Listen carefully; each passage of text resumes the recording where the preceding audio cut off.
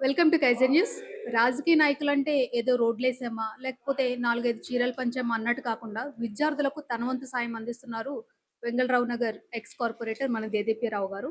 మరి విద్యార్థులకు ఆవిడ ఎందుకు చేయాలనుకుంటున్నారు? అసలు ఆవిడకి అలాంటి ఆలోచన ఎందుకు పుట్టిందనేది ఆవిడ మాటల్లోనే తెలుసుకుందాం. నమస్తే మేడం. నమస్తే అండి. మేడం చెప్పండి. అసలు స్టూడెంట్స్‌కి మాత్రమే సెపరేట్‌గా మీరు ఇది చేయడానికి కారణం ఏంటి?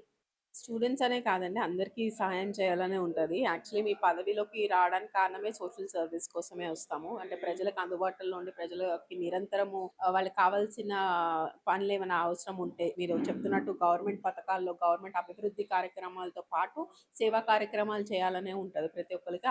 మెయిన్ అదే ఉద్దేశంతో రాజకీయాల్లోకొస్తారు. సో స్టూడెంట్స్‌కి ముఖ్యంగా బోస్ అకాడమీ వాళ్ళ తరఫు నుంచి ఏదైతే ఆన్‌లైన్ కోర్సెస్ ఉన్నాయో, ముఖ్యంగా 10థ్ నుంచి కూడా ప్రత్యేకమైన కారణం ఏంటంటే 10థ్ పాస్ అయిన వాళ్ళు, ఇంటర్ పాస్ అయిన వాళ్ళు, ఒకవేళ ఫర్దర్ స్టడీస్ చేయలేని వాళ్ళు ఏమైనా కోర్సెస్ చిన్న స్థాయి కోర్సెస్ చేసుకున్నా దానికి తగ్గట్టు ఉద్యోగాలు వస్తాయన్న ఉద్దేశంతో కోర్సెస్‌కి వెళ్తూ ఉంటారు. ఇదే ప్లేస్ చూసుకునుంటే అమీర్పేట్ చౌరస్తాలో ఎంతమంది పిల్లలు తెల్లారి లెగిస్తే ఎంతమంది పిల్లలు చుట్టూతా ఇప్పుడు ముఖ్యంగా నేను ఉంటున్న ఏరియా కూడా చాలా హాస్టల్స్ ఉండే ఏరియా అన్నమాట. అందరూ కూడా హాస్టల్స్ ఎక్కడెక్కడ ఊర్లలోంచి వచ్చి ఇక్కడ హాస్టల్స్‌లో ఉంటూ ఏదో కోర్సెస్ చేసుకుంటూ దాని ద్వారా జాబ్‌లొస్తాయేమో అని చెప్పి వెయిట్ చేస్తూ ఉంటారు.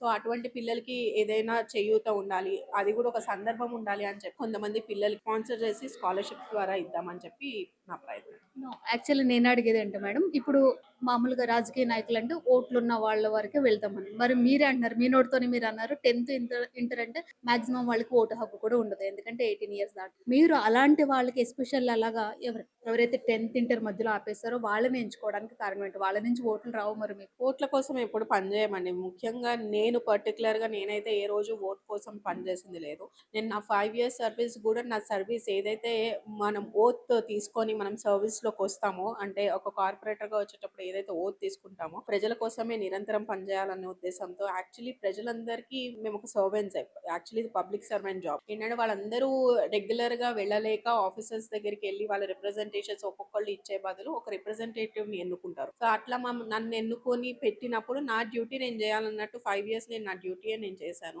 అలానే ఇక్కడ ఓట్ల కోసం నేను ఏ రోజు పనిచేసింది కాదు. ఎందుకంటే నా 5 ఇయర్స్ బాధ్యతని అప్పగించిన ప్రజల కోసం మనం పనిచేయాలన్నట్టు మనం పని చేసుకుంటూ వెళ్ళాము. నెక్స్ట్ నుంచున్నప్పుడు నా పని నచ్చితే, పనితనం నచ్చితే వాళ్ళు నన్ను గెలిపించుకుంటారు. లేదు అంటే లేదు. కానీ ఏ రోజు కూడా నేను ఓట్ల కోసం పనిచేసిన ఇది లేదు. డెఫినిట్‌గా అందరూ నా డివిజన్‌లో ప్రజలు, నా డివిజన్‌లో పిల్లలు, మా డివిజన్‌లో ఉన్నంత వరకు అందరూ బాగుండాలి. చేతనైనంత వరకు ఎంతవరకు అందుబాటులో ఉండి, ఎంతవరకు సహాయం చేయగలిగితే అంతవరకు చేద్దామనేది నా ప్రయత్నం. ఇప్పుడు మీరు వేరేదేదైనా ఆప్షన్ తీసుకోవచ్చు. అలా కాకుండా ఓన్లీ ఈ ఎడ్యుకేషన్ గురించే స్టెప్ వేయడానికి కారణం ఏంటి? Education is the primary thing, and for correct. everyone it is a primary basic thing that everyone should have. Education లేనిదే రేపు అంటే బయటికెళ్ళి ఏమన్నా చేసుకో, it's just confidence, self confidence పెంచుతుంది మనలో మనకి. ఎడ్యుకేషన్ అనేది చాలా ఇంపార్టెంట్. డబ్బున్నా డబ్బు లేకపోయినా లేకపోతే మనం ఈరోజు మంచి బట్ట కట్టుకున్నా కట్టుకోలేకపోయినా అది వేరే విషయం. కానీ చదువు అనేది నాకు తెలిసినంత వరకు ప్రాధాన్యంగా చదువు అనేది ప్రాథమిక హక్కు. ప్రతి ఒక్కరికి ప్రాథమిక హక్కు. ప్రతి ఒక్కళ్ళు చదువుకోవాలి. చదువే మనకి సంస్కారం నేర్పిస్తది. చదువే మనకి యాక్చువల్లీ దారిని చూపిస్తది. ఎటు వెళ్ళాలి, ఏ బాటలో వెళ్ళాలనేది దారి చూపిస్తది. కాబట్టి నేను ఐ బిలీవ్ ఇన్ ఎడ్యుకేషన్ అండి. బికాస్ ఎడ్యుకేషన్ అనేది నిరంతరం చదివే ఇది. అంటే ఈ రోజుతో ఆగిపోయేదనేది లేదు. ఈరోజు నేను బీటెక్ చేశా, ఎంఎస్ చేశాను. But I cannot stop here. నేను రేపు లా చదువుతున్నా. ఎల్ఎల్‌బికి ప్రిపేర్ అవ్వడానికి ప్రయత్నిస్తున్నా. సో నిరంతరం చదువు మనకి జ్ఞానాన్ని పెంచుతూనే ఉంటది గానీ, అది మనలోని మన సెల్ఫ్ మోటివేషన్ ఇచ్చేది ఓన్లీ ఎడ్యుకేషన్ మాత్రమే ఇస్తదని నేను బిలీవ్ చేస్తా బాగా. అందుకనే ఎడ్యుకేషన్ వైస్ ప్రతి ఒక్కళ్ళు చదువుకోవాలి. ప్రతి ఒక్కళ్ళకి అవకాశం లేకపోయినా మనకు చేతనైనంత వరకు వాళ్ళకి అవకాశం కల్పియాలనేది నా ఆలోచన. చదువు ఉంటేనే ఒక మనిషికి ఎదగగలడని ఒక్కో దాని మీదనే ఇప్పుడు ఏదైతే బోస్ అమెరికన్ అకాడమీ ఉందో దాని ద్వారా మీరు చేయాలనుకుంటున్నారు. అంతేనా మేడం? యెస్. ఇప్పుడు మీరు ఎంతమంది స్టూడెంట్స్‌కని చెప్పేసి అనుకుంటున్నారు? ప్రస్తుతానికి నేను ఒక 25 మెంబర్స్ స్టూడెంట్స్‌కి నేను ప్లాన్ చేస్తున్నా అండి. ఇది కంటిన్యూ చేద్దామనే ప్లాన్‌లో ఉన్నాను. ఎందుకంటే డివిజన్‌లో ఒక్కసారి అవేర్‌నెస్ వస్తే వాళ్ళకి కూడా అర్థమవుతది కాబట్టి డెఫినిట్‌గా అది కంటిన్యూ చేస్తాను. ఎవరైతే ముందుకొచ్చి వాళ్ళు చదువుకోవాలి, చేయాలనుకుంటున్నారో మాకు హెల్ప్ చేయండి అన్న ఎవరు ముందుకొచ్చినా వాళ్ళకి చేయడానికి సిద్ధంగా ఉన్నాను. ఇప్పుడు నేను ఒక పర్సనల్‌గా క్వెషన్ అడుగుతున్నాను. బాగా చదువుకుంటే ఎక్కడో అమెరికాలోనో ఎక్కడో సెటిల్ అయిపోవచ్చు మనం. మీరంత బాగా చదువుకొని ఇలాంటి రాజకీయాలకు రావడానికి కారణం ఏంటి? చెప్తున్నా కదా! నాకు ఫస్ట్ నుంచి గూడా కొంచెం సోషల్ సర్వీసెస్ వైపు ఇంట్రెస్ట్ ఎక్కువనమాట. మా ఫాదర్ గూడా డెప్యూటీ కలెక్టర్‌గా రిటైర్ అయ్యారు. సో, ఫస్ట్ నుంచి కూడా నాకు ఫ్యామిలీలో ఆయన డెప్యూటీ కలెక్టర్‌గా ఉన్నప్పుడు కలెక్టరేట్స్‌కి పబ్లిక్ సమస్యలతో రావడం గాని, అది చిన్నప్పటి నుంచి చూసి అలవాటయిపోయింది.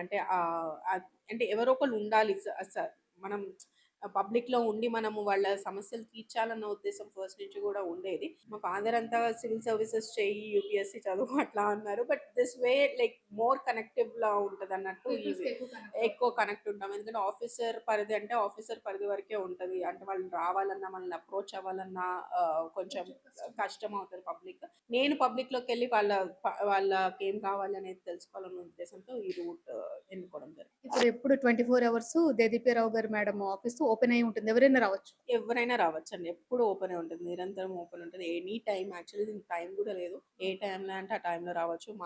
నా ఫోన్ గానీ, నేను గానీ, మా హస్బెండ్ గానీ 24 గంటలు ఫోన్ అవైలబుల్‌లోనే ఉంటాము. సో, ఏ టైం అయినా ఫోన్ చేస్తారు ఇక్కడ డివిజన్‌లో పబ్లిక్. ఫ్యూచర్ ప్లాన్ ఏంటి మేడం? ఇప్పుడు ఆల్రెడీ ఈ ఏదైతే మనకి డ్యూరేషన్ ఉందో డ్యూరేషన్ కంప్లీట్ అయిపోయింది కదా! నెక్స్ట్ ప్లాన్ ఏంటి? నెక్స్ట్ మళ్ళీ కార్పొరేషన్ ఎలక్షన్స్ రాబోతున్నాయి. నాకు తెలిసి రావాలి. త్వరలోనే కార్పొరేషన్ పెడతారనేది చెప్తూ ఉన్నారు. మరి చూద్దాము. కార్పొరేషన్ ఎన్నికల్లో మళ్ళీ డెఫినిట్‌గా కార్పొరేటర్‌గా నుంచోవాలి. ప్రజలు ఆశిస్తే, దీవిస్తే డెఫినిట్‌గా మళ్ళీ కార్పొరేటర్‌గా మళ్ళీ ఇంకో 5 ఇయర్స్ నా టర్మ్‌ని కంటిన్యూ చేద్దామని ఆలోచిస్తున్నాను. మేడం ఇప్పుడు నార్మల్‌గా ఎవరైనా ఒక 5 ఇయర్స్ టర్మ్ అయిపోయిన తర్వాత కార్పొరేటర్ టర్మ్ నెక్స్ట్ ఎమ్మెల్యేకి చూస్తారు కదా! ఇన్ కేస్ ఈ ఏరియా నుంచి మీకు గనుక ఎమ్మెల్యే టికెట్ ఇస్తే వాట్ యువర్ ప్లాన్స్? డెఫినెట్‌గా అధిష్టానం అవకాశం ఇస్తే ముందుకెళ్ళాలని చూస్తే ఎవరైనా ప్రమోషన్స్ కోసమే కోరుకుంటారు గాబట్టి, డెఫినెట్‌గా అధిష్టానం అవకాశం ఇస్తే ట్రై చేయడంలో తప్పు లేదనుకుంటున్నాను. అలానే ప్రజల దీవెన, ప్రజల ఆశీస్సులు అనేది ఉండాలి కాబట్టి వాళ్ళు ఆశిస్తే ప్రజలు దీవిస్తే 100%. ఇంకోటి మేడం ఏదైతే మీ కార్యకర్తలు ఉన్నారో ఎస్పెషల్లీ మీ సరౌండింగ్‌లో ఎవరున్నారో వాళ్ళకి యాక్సిడెంటల్ ఇన్స్యూరెన్స్ పాలిసీ ఒకటి, హెల్త్ ఇన్స్యూరెన్స్ ఒకటి మీరు తీసుకోవాలనుకుంటున్నారని చెప్పేసి విన్నాం. దాని గురించి ఏమంటారు? డెఫినెట్‌గా అండి. నేను చెప్పినట్టు ఎడ్యుకేషన్ ఎంత ప్రైమరీ థింగో హెల్త్ అనేది గూడా అంతే ఇంపార్టెంట్. ప్రతి మనిషికి హెల్త్ ఉంటే వెల్త్ ఉన్నట్టే. హెల్త్ ఈజ్ వెల్త్ అని అంటారు. మనకి నేను చెప్తున్నా డబ్బులున్నా లేకపోయినా మనం ఈ రోజు ఒక పూట తిన్నా తినకపోయినా ఒకరోజు ఒక హాస్పిటల్‌లో అడ్మిట్ అయితే ఆ సిట్యుయేషన్స్ నేను టూ చూసాను. మచ్. రీసెంట్‌గా మా కార్యకర్త ఒకాయన చనిపోయారు. క్యాన్సర్ ట్రీట్ చేయలేని పరిస్థితికి ఎళ్ళిపోయి అంటే అడ్వాన్స్ స్టేజెస్‌కెళ్ళిపోయి మేము కాపాడలేని సిట్యుయేషన్‌లో ఉన్నాం. వాళ్ళ పరిస్థితులు, ఆ ఫ్యామిలీ పరిస్థితి చూసాం. అంటే దగ్గరుండి నేను చూసాను. ఏంటి అంటే వాళ్ళకి ఈవెన్ దో ఇన్స్యూరెన్స్ ఉన్నా కూడా, హెల్త్ ఇన్స్యూరెన్స్ ఉన్నా కూడా ప్రాణాలు కాపాడలేకపోయాం. అట్లాంటి పరిస్థితుల్లోంచి అట్‌లీస్ట్ ఏంటంటే ఒక 25,00,000, 35,00,000 వాళ్ళ హాస్పిటల్ బిల్‌ని ఇన్స్యూరెన్స్ కాపాడింది. కాబట్టి అట్లా వాళ్ళ ఫ్యామిలీకి ఒక భరోసా. అంటే ఆ అమౌంట్‌ని ఆ ఫ్యామిలీకి అయినా ఉపయోగపడతది. వాళ్ళకి ఉన్నదంతా అమ్ముకోకుండా ఇన్స్యూరెన్స్ ద్వారానే గదా! వాళ్ళు కొంచెం సేఫ్ అయ్యారు. ఫ్యామిలీ అయినా అట్‌లీస్ట్ వాళ్ళకి కొంచెం ఇదుంది గదా! అనే ఆలోచనతో ఈ హెల్త్ పాలిసీస్ అనేది నేను మా కార్యకర్తలకి భరోసా ఇద్దాము. కార్యకర్తలకు అండగా ఉండాలి. ఎందుకంటే మనల్ని నమ్ముకొని, మన పార్టీ జెండాను నమ్ముకొని మనతో తిరిగి మనకి సపోర్ట్ చేసే కార్యకర్తకి నేనేమన్నా హెల్ప్ చేయాలనుకుంటే నాకనిపించింది హెల్త్ పాలిసీస్ ఇప్పిద్దాము. దగ్గరున్న కార్యకర్తలందరికీ కూడా హెల్త్ ఇన్స్యూరెన్స్ చేపిద్దాం. అలాగే డివిజన్‌లో ఉన్న హెడ్ ఆఫ్ ది ఫ్యామిలీస్ ఎవరైతే ఉన్నారో వాళ్ళందరికీ కూడా యాక్సిడెంటల్ ఇన్స్యూరెన్సెస్ కూడా చేపిద్దామనే ఉద్దేశంతో ముందుకెళ్దామని ప్లాన్ చేస్తూ ఉన్నాను. డెఫినెట్‌గా కార్యకర్తలకి ఎవరికైతే ప్రస్తుతానికి మన చేతనైంది ఈ నెల వరకు అంటే మనం ఎంతో కొంచెం అమౌంట్ వరకే చేయగలుగుతాం. అంటే సడెన్‌గా ఏమైనా అవసరమైతే ఒక 20,000, 25,000 లేకపోతే మహా అయితే ఓ 1,00,000 వరకు హెల్ప్ చేయగలం. బట్ 10,00,000, 15,00,000 బిల్ అయినప్పుడు మనం హెల్ప్ చేయలేం కదా! అందరికీ కూడా చేయలేం గదా! ఇప్పుడు మన సిట్యుయేషన్స్, మన ఫ్యామిలీ అదంతా గూడా ఉంటది కాబట్టి డెఫినెట్‌గా వాళ్ళ వరకు హెల్త్ పాలిసీస్ చేపిస్తే వాళ్ళకొక భరోసా ఇచ్చినట్టు ఉంటదన్న ఉద్దేశంతో నేను ప్లాన్ చేస్తున్నా. మేడం ఇంకొకటి మేడం ఏదైతే మీ డివిజన్‌లో ప్రతి ఒక్కరి ఇంటి ఉంటుందో, ఇంట్లో పెద్దకి ఒక ఇన్స్యూరెన్స్ పాలిసీ ఇవ్వాలి అని అనుకుంటున్నారండి. మీరు ఎందుకంత బర్డెన్ తీసుకుంటున్నట్టు? ఈవెన్ ఇంతవరకు కూడా చెప్పలేదు. అసలు అంత బర్డెన్ తీసుకోవాల్సిన నెసెసిటీ ఏంటి ఫస్ట్ ఆఫ్ ఆల్? నా డివిజన్ పరిధి వరకు ప్రతి ఇల్లు నా కుటుంబంలాగా సమానమండి. ఎందుకంటే నాకు ఏదో ఓటేసారు. నేనొక కార్పొరేటర్‌గా నేను ఏ రోజు లేను. నేను ఇదే ప్రాంతంలో పుట్టాను. ఇదే ప్రాంతంలో పెరిగాను. ఈవెన్ మా హస్బెండ్ గూడా ఇదే ప్రాంతానికి చెందిన వ్యక్తి. కాబట్టి నన్ను ఇంట్లో ప్రతి ఒక్కళ్ళు వాళ్ళ ఇంటి ఆడపడుచులాగా చూసుకుంటారు. అదే విధంగా నేను ప్రతి ఒక్క ఫ్యామిలీని నా ఫ్యామిలీగా భావించాను కాబట్టే ఈ డెసిషన్ తీసుకుందాం అని అనుకుంటున్నా. ఇది నా కోరిక. ఏంటంటే ప్రతి ఇంటికి ఒక యాక్సిడెంటల్ పాలిసీ, ఒక యాక్సిడెంటల్ భరోసా ఏదైతే మేము ఇవ్వాలి అనుకుంటున్నాం. అలానే మా మెంబర్‌షిప్ డ్రైవ్ కూడా త్వరలోనే స్టార్ట్ అవ్వబోతుంది. TRS party membership drive. Party తరఫు నుంచి వచ్చే మెంబర్‌షిప్‌తో పాటు నేను కూడా నా సొంతంగా ఒక పార్టీకి ఎన్ని ఇన్స్యూరెన్స్‌లున్నా కూడా, అంటే ఇప్పుడు సడెన్‌గా ఒక యాక్సిడెంట్ ఏమైనా జరిగినా కూడా, యాక్సిడెంట్ అయినా ఏమైనా జరిగినా కూడా హెడ్ ఆఫ్ ద ఫ్యామిలీకి డెఫినెట్‌గా పార్టీ నుంచి ఇచ్చే భరోసాతో పాటు నేను సొంతగా ఇవ్వాలి అనే ఉద్దేశంతో నేను కూడా ఓన్‌గా ప్రతి ఒక్క ఫ్యామిలీకి ఈ యాక్సిడెంటల్ ఇన్స్యూరెన్స్ కూడా చేపిద్దామన్నారు. అంటే డివిజన్‌లో ఉన్న ప్రతి ఒక్క ఇంటికి ఓన్లీ మీ పార్టీ వాళ్ళకి మాత్రమే కాదు. డివిజన్‌లో ప్రతి ఒక్క హౌస్ డివిజన్ ప్రతి ఒక్క హౌస్ హోల్డ్‌కి ఈ యాక్సిడెంటల్ ఇన్స్యూరెన్స్ ప్లాన్ చేద్దామని ముందుకెళ్దాం అనుకుంటున్నాను. ఇది నా కోరిక యాక్చువల్‌గా. ఎందుకంటే ప్రతి ఒక్క ఇంటికి నాకంటూ ఒక సహాయం చేయాలి. నా వంతు సహాయం ఒకటి కొంచెం అందించాలనే ఉద్దేశంతో మీ చేస్తున్నాను. పర్సనల్లీ. నా పర్సనల్‌గా. సో విన్నాం కదండీ దేదీప్యరావు గారి మాటల్లోను. కొంతమంది నాయకులేంటిదంటే కేవలం నా కార్యకర్తలకు మాత్రమే నేను చేసుకుంటా. ఏమొచ్చినా సరే నా కార్యకర్తలకు మాత్రమే చేసుకుంటాను. మిగతా వాళ్ళు నాకు ఓటెయ్యరు అని అనుకునే వాళ్ళకి కనీసం వాళ్ళకి ఎలాంటి సదుపాయాలు కల్పించరు. ఈ విషయం మనందరికీ తెలిసిందే. బట్ ఇక్కడ మేడం గారు చెప్తున్నది ఏంటిదంటే నేను పార్టీల పరంగా చూడట్లేదు. డివిజన్‌లోని ప్రతి ఒక్క ఇంటికి ఆవిడ మరీ పాయింట్ ఔట్ చేసి చెప్పారు. డివిజన్‌లోని ప్రతి ఒక్క ఇంటికి కూడా నేను చేయాలని అనుకుంటున్నాను. ఇది నా పర్సనల్ అని చెప్పారనమాట.